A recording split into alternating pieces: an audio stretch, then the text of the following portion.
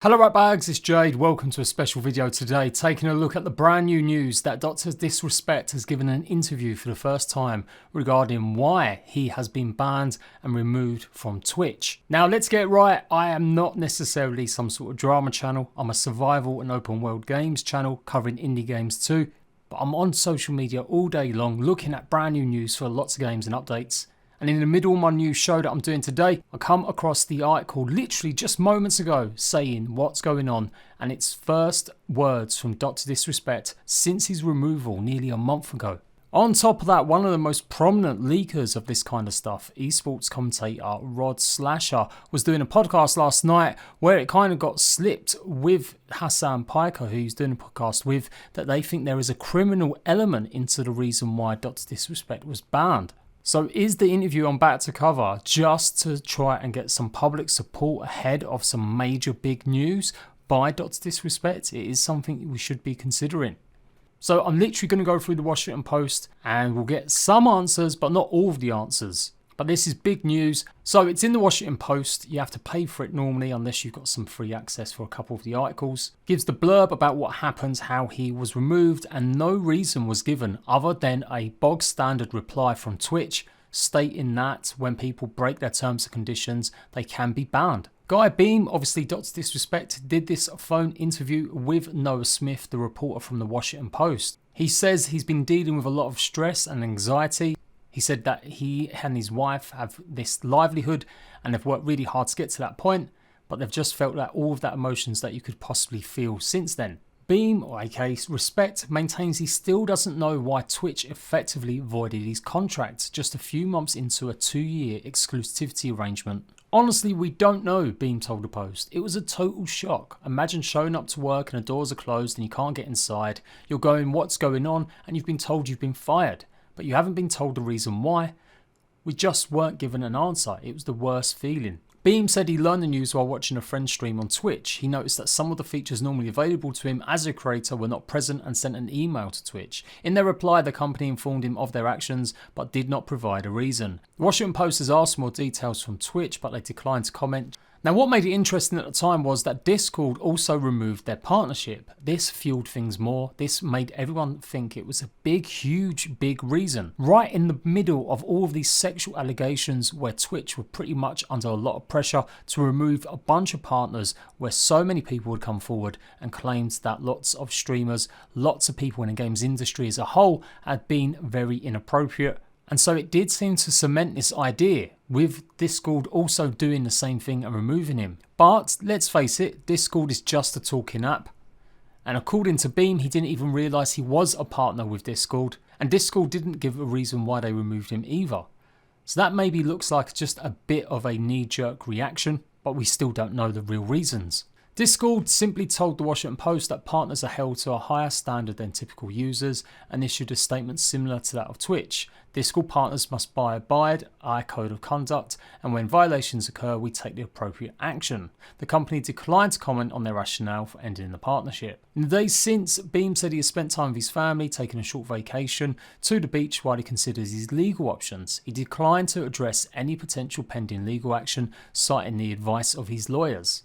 Twitch silence on Beam's removal has left a void of information, and that's evolved a lot of conspiracies. Loads of people still think it's some sort of PR stunt, other people think it's Doc leaving for a rival service, and one that I actually caught wind of when I did watch some of the trailer or some of the action from that last stream was he did mention David Icke and a book.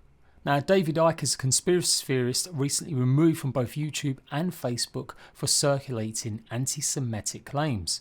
Now, he has gone on Twitter and suggested that because Dr. Disrespect mentioned him and briefly only mentioned saying the book was good, this was maybe the reason why he was removed. Dr. Disrespect declined to address any specific theories, reiterating that Twitch has not communicated the rationale for the removal to either him or his team, and frequently pointing to the support for his subscribing audience. It just goes back to just me not being interested in engaging in crazy speculation. You know, I have a great community, loyal fans. The interviewer goes on to ask about the final moments of his stream, where it did seem that he was quite agitated. Anybody know who I'm talking about? I forgot his first name. David Icke. Yes, Alex. Yes. I like him. even if like it's like it just kind of, you know, rather than this, it's on Netflix. I believe it's on Netflix, or is it Amazon? It's one of the two. It's either Amazon or Netflix. He can be seen pursing his lips and struggling to talk. At the end he says, "I appreciate everyone watching today. We'll get through this. Life's weird right now. We'll get through this, okay?" And then he curses and leaves the stream. Beam flatly denied any connection between the stream and his subsequent removal. He told the Post his comments centered on the current state of the world, including the coronavirus and the protests happening across the country. "I kind of stepped out of my doctor character, which I do from time to time, just having more of a personal moment with my audience in my community, and that was one particular moment. That's pretty much what that was," he said. Beam carries on and says, "I've been very transparent with those around me in the community. If anyone knows the Doctor and who I am, you know I've stepped up and taken full responsibility each and every time, and I've learned from those mistakes." Of course, their mistakes include going and filming a bathroom at TwitchCon, as well as the scandal of him having affairs and a 2-month break when he pretty much had all that going on.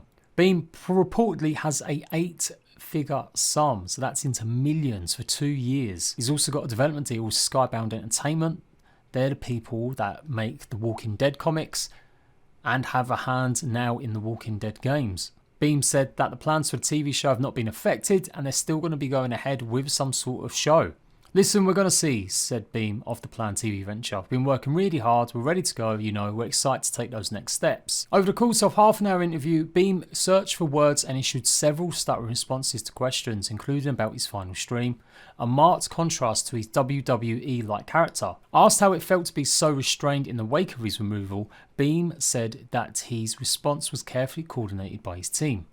"I'm trying to take all the right steps with how this is handled." Beam said that this was just happening in the wrong time because just in such a good life spot in the moment with their relationship, their family and their work.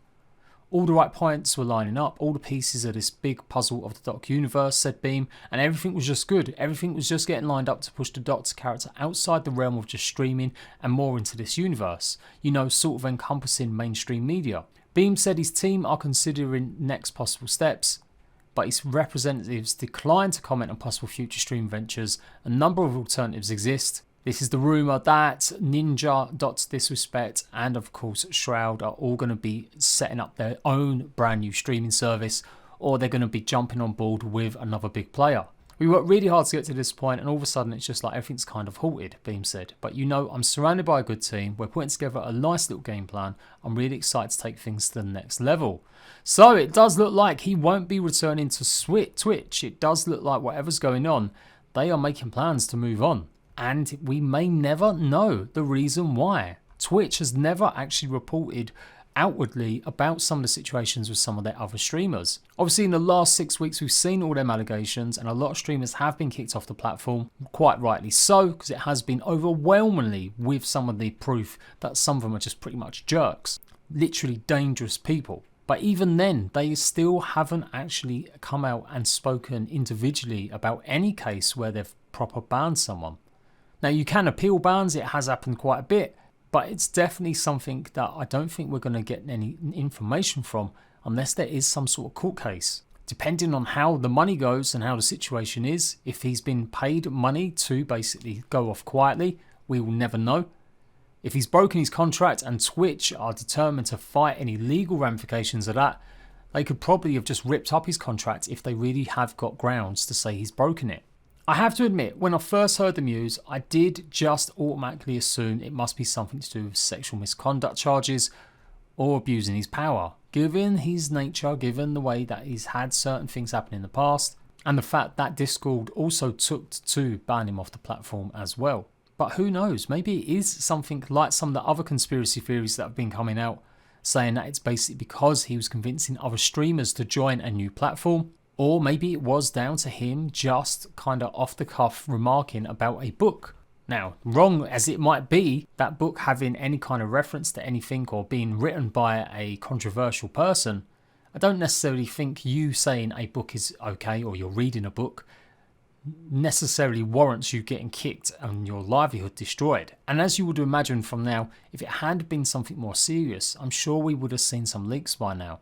But after last night's news from Rod Slasher about what they thought it was and some of the reasons, how it wasn't anything to do with going to another platform and they haven't been bought out by Spotify, we're not going to see Dr. Disrespect doing podcasts with Joe Rogan. So you guys let me know, what do you think the reason is still? What do you think they're going to be doing next? Is he going to be returning to a streaming platform? And do you think he'll ever patch things back up with Twitch? I probably won't be here to cover any big drama news, but nah, you never know. Like I said, I quite like Dr. Disrespect. I think he's got an unusual talent and he's definitely crafted and paved the way for a lot of other streamers. Right, I'm going back to my normal stuff for survival. I'll see you rat bags very soon.